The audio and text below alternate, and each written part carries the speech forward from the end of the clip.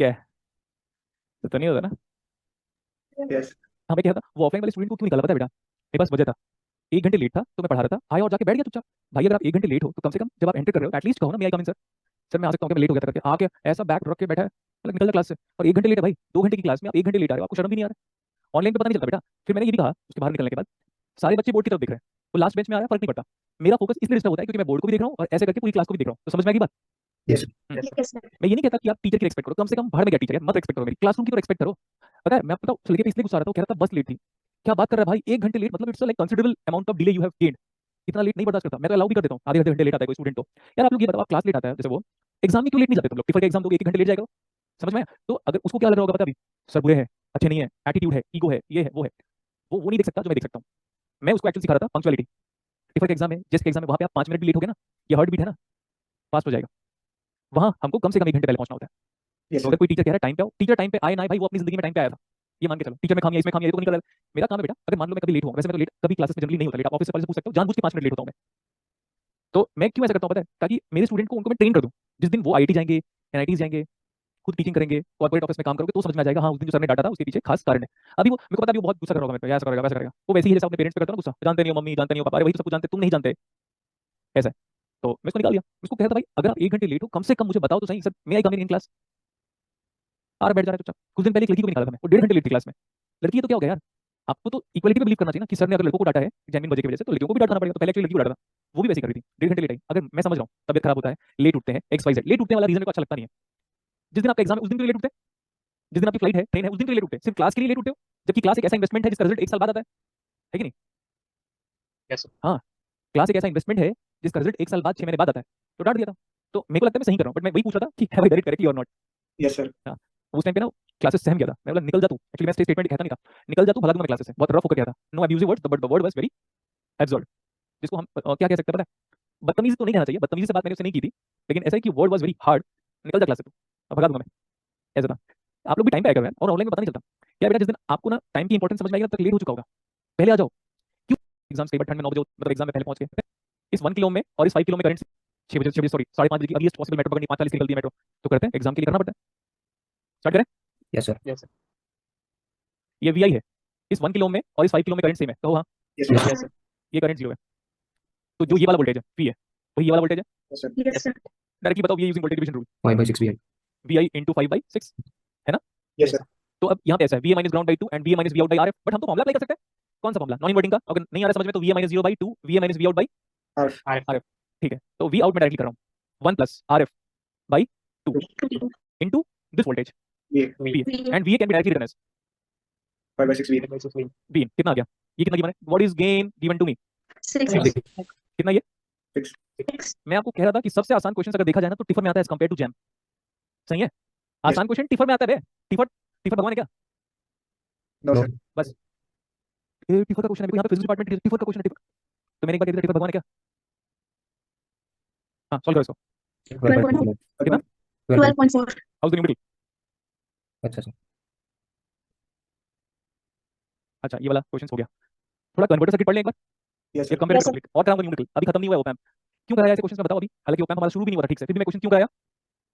Confidence. Exactly confidence, and आपको ये समझ में आ जाए सर के पढ़ाने का तरीका एग्जाम ओरिएंटेड है। ठीक है? Yes sir. कंपेरेटर हम पढ़ेंगे, लेकिन अभी हम ये पढ़ लेते हैं। ये आज खत्म नहीं होगा, नेक्स्ट क्लास में खत्म हो जाएगा, अभी नहीं खत्म होगा। कब खत्म होगा? Next class. हाँ अभी टाइम लगेगा इसको। हेडिंग क्या है? कंपेरेटर बाद में पढ़ेंगे, अभी नहीं, नेक्स्ट क्लास में हम कंपेरेटर को खत्म कर लेंगे, नेक्स्ट क्लास में, अभी नहीं। सो इधर देखो, प्लीज बोर्ड पे देखो, पहला वाला पढ़ लेते हैं, वोल्टेज टू वोल्टेज कन्वर्टर। क्या नाम है? पहले तो नाम ही लिख लेते हैं सारा, वोल्टेज टू। वोल्टेज। दूसरा बताओ, voltage. Voltage to current converter. इसका मतलब कट कॉपी पेस्ट ऊपर वाली चीजें। प्लीज बोर्ड पे देखो बेटा। फिर करंट टू, आइए बताइए, करंट। करंट को करंट पे लिख लो, क्या प्रॉब्लम है? Any problem? No sir. No आपको सर। लगता होगा सर वोल्टेज को वोल्टेज में कन्वर्ट कर रहे हो, मतलब क्या है? वोल्टेज वोल्टेज है भाई, वोल्टेज को एम्पलीफाई करके वोल्टेज में कन्वर्ट कर रहा हूँ, करंट को एम्पलीफाई करके करंट में कन्वर्ट कर रहा हूँ, और वोल्टेज को एम्पलीफाई करके करंट में कन्वर्ट कर रहा हूँ। एंड एक और है क्या? करंट हाँ, voltage. Good. Current to voltage. लिखना इतना। So we are having 4 types of amplifier based on converter circuit. These are the 4 types of amplifier. These are the 4 types of amplifier based on Op-amp. नहीं बेटा, converter. आप लोगों ने कभी वो नाम सुना है क्या, सीरीज शंट शंट सीरीज? मुझे याद है, मैं ऐसे कह रहा हूँ, series series series shunt shunt series और लास्ट में शंट शंट। नहीं, फीडबैक एम्पलीफायर, 4 तरह से फीडबैक एम्पलीफायर होता है दुनिया में। कितने तरह के फीडबैक एम्पलीफायर होते हैं? ये कॉमनली टॉकिंग अबाउट है फीडबैक एम्पलीफायर। क्या कह रहा हूं मैं? Feedback amplifier. 4 टाइप के फीडबैक एम्पलीफायर होते हैं दुनिया में। बताता हूं नाम। कॉमन नाम क्या है? कॉमन नाम voltage to voltage, voltage to current, current to current and current to. Voltage. ठीक है, कोई एग्जाम में आपको पूछेगा how many types of amplifier in this world, तो बेटा उसकी कई सारी क्लासिफिकेशन है। तो पावर एम्पलीफायर इलेक्ट्रिकल डिपार्टमेंट वाले पढ़ते हैं हम लोग, based on the bandwidth, low frequency amplifier, high frequency amplifier, फिर डीसी एम्पलीफायर, जैसे ओपैम्प एक डीसी एम्पलीफायर है। फिर feedback regarding 4 types of amplifier, audio amplifier, video amplifier. तो कोई कैटेगराइज नहीं कर सकता कि दुनिया में कितने टाइप्स ऑफ एम्पलीफायर, अभी किस बेसिस में कैटेगराइज करोगे? समझ में आ गया? तो देखो कितना Yes, अच्छा sir. लिखा हुआ है, हमारे पास 4 टाइप्स के एम्पलीफायर होता है, लेकिन किस कैटेगराइजेशन के पॉइंट ऑफ व्यू से? Converter. कन्वर्टर। उसका इलेक्ट्रॉनिक्स वाले लोग क्या कहते हैं पता है? हमारे पास 4 टाइप्स ऑफ एम्पलीफायर होता है, 4 टाइप्स ऑफ फीडबैक एम्पलीफायर होता है। कौन कहता है ये स्टेटमेंट? इलेक्ट्रॉनिक्स वाले कहते हैं हमारे पास 4 तरह के फीडबैक एम्पलीफायर हैं। और अगर आप फ्रीक्वेंसी के सेंस में बात करोगे तो एक ऑडियो एम्पलीफायर है, एक वीडियो एम्पलीफायर है, ऐसा। फिर इलेक्ट्रिकल वाले class A, class B, class C, class A B amplifier all comes under the category of power amplifier, and that's nothing but the concept of DC load line is used for the amplification of the current and voltage. तो वो तो अलग बात है बेटा। Amplifier इतना बड़ा topic है कि इलेक्ट्रॉनिक्स वाला बंदा अपनी पूरी जिंदगी में एम्पलीफायर नहीं पढ़ पाएगा। समझ में आ गया बात? Yes, sir. Yes, sir. अगर कोई, जैसे मैं इलेक्ट्रॉनिक्स इंजीनियर, आपको बोले सर मैं पढ़ पाया हूं, भाई कहां तक पढ़ेगा? बीजेटी एम्पलीफायर बहुत बड़ा टॉपिक है, उसके बाद feedback amplifier, op-amp amplifier, MOSFET amplifier, CMOS amplifier. तो गेट एग्जाम में क्या किया पता है बेटा? उतने डेप्थ तक नहीं जाता, आगे तक नहीं जाता, क्योंकि उनको एम्पलीफायर का बेसिक्स पूछना है। तो इस फॉर्मेट में वो पूछ लेता है आराम से। हेडिंग स्टार्ट करें? Yes, sir. तो पहला हेडिंग लिखो वोल्टेज एम्पलीफायर, कैसे लिखो? Voltage to voltage converter. पहले तो लिखो आप वोल्टेज टू वोल्टेज। वोल्टेज को किसमें कन्वर्ट कर रहे हैं? वोल्टेज को किसमें कन्वर्ट कर रहे हैं? Voltage. वोल्टेज में। तो आउटपुट में क्या मिलेगा आपको जब वोल्टेज को वोल्टेज में ही कन्वर्ट कर रहे हो? Amplified voltage. सही है ना? Yes, sir. ये बताओ अब सही लिखा है? ऐसे कर लेते हैं, मतलब क्या समझे भाई? वोल्टेज को वोल्टेज में कन्वर्ट करना है तो वोल्टेज बढ़ेगा तो आउटपुट वोल्टेज बढ़ेगा, वोल्टेज घटेगा तो आउटपुट वोल्टेज घटेगा। एंड इस चीज को हम कैसे बताते हैं? Linear relationship. Yes, sir. Output is equal to gain into VIN। So this gain is a dimension quantity और डायमेंशनलेस? Dimensionless. Dimensionless. तो यूनिटलेस लिख दूं क्या? Yes, sir. ठीक है। हमने 2 सर्किट जो ऑलरेडी पढ़े थे उसका नाम बताओ। एक तो था ये V out is equal to minus of RF by R into V I capital N capital क्यों लिख रहा हूं पता है? ताकि मैं ये बता पाऊं कि वो इनपुट AC भी हो सकता है, DC भी हो DC भी हो सकता है। ये भी वही है, OUT कैपिटल है। तो देखो देखो बेटा, कैसा एम्पलीफायर है? वोल्टेज को किसमें कन्वर्ट कर रहा है? Voltage. ठीक है। और वो RF बाई R मतलब गेन, और गेन का यूनिट कितना है? सकता है। Unitless. Unitless.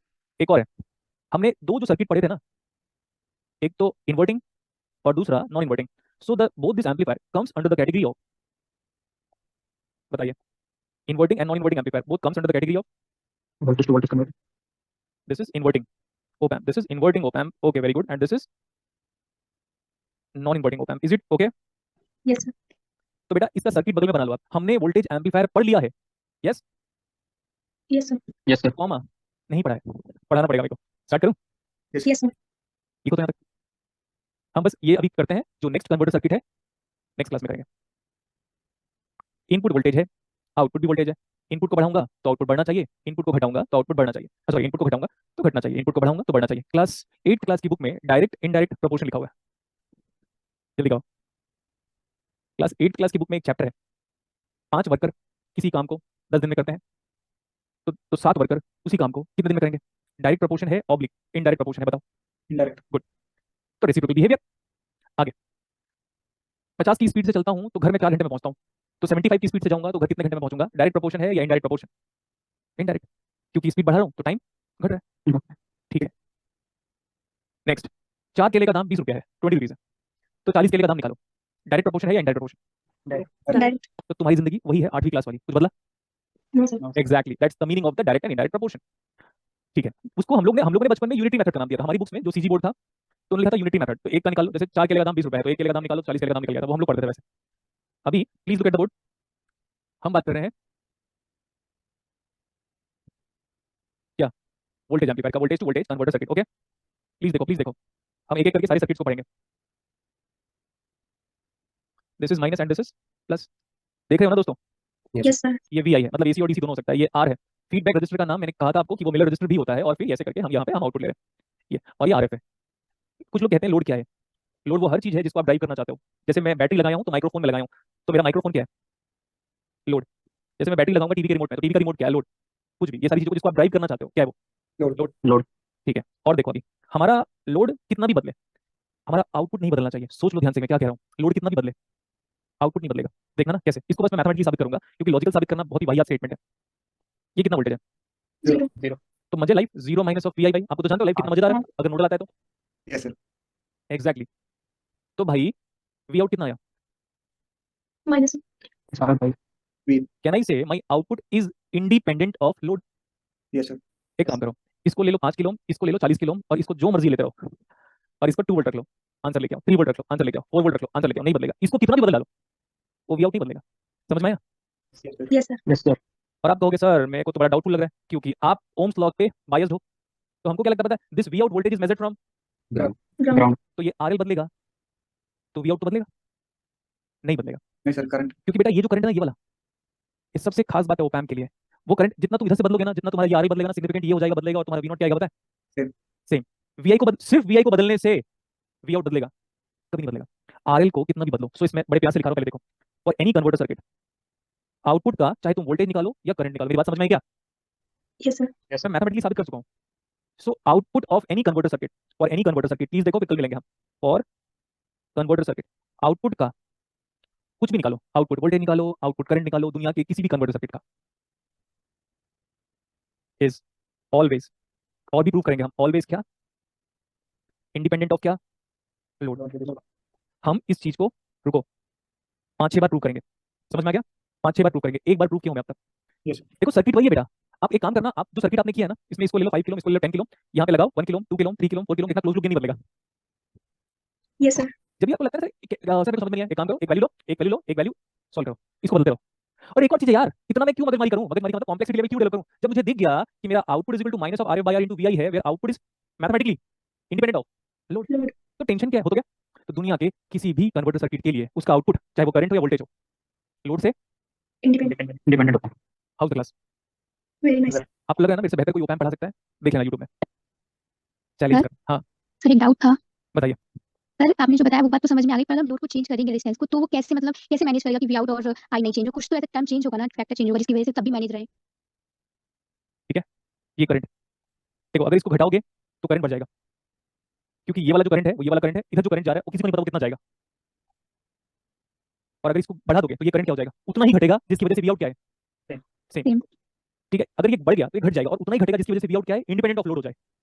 अगर ये बढ़ गया तो ये घट जाएगा, अगर ये घट गया तो ये बढ़ जाएगा, और उतना ही बढ़ेगा जिसकी वजह से वी आउट क्या हो? उतना ही हो जितना वो इसको चेंज करने से पहले था। आप ओम्स लॉ पे बायस्ड, ओम्स लॉ सही है अपनी जगह पे, बट क्या ये जो करंट आ रहा है वो इस आरएल के नहीं, यहाँ से भी करंट आ रहा है और यहाँ से करंट आ रहा है, तो ये तो करंट जो चेंज हो रहा है ना, तो आप चेक नहीं कर पा रहे हो। ये खासकर ये करंट, क्योंकि ओपैम्प का आउटपुट करंट क्या होता है? अननोन, निकालना पड़ता है। ओपैम्प का आउटपुट करंट किसी को नहीं पता होता, वो हमेशा निकालना पड़ता है, और वो ना एकदम बहुत ही ज्यादा, उसको क्या कर सकता है? एडॉप्टिव, हैबिटेबल, हैबिटेबल गलत वर्ड है, एडॉप्टिव है। वो सर्किट के चेंज के हिसाब से अपने आप को कम ज्यादा कर सकता है। Okay sir, thank you. देखो बेटा मैं बात बात कह रहा हूँ, आपको लग रहा होगा आरएल बढ़ा तो भाई करंट उतना ही घटेगा जिसकी वजह से वी आउट पुराना जैसा पहले आ रहा था, yes sir, that will manage. Because that V out is equal to RL into IL. To keep that V out constant using Ohm's law, if you are having change in RL, the significant amount of rise or fall will be observed in current IL.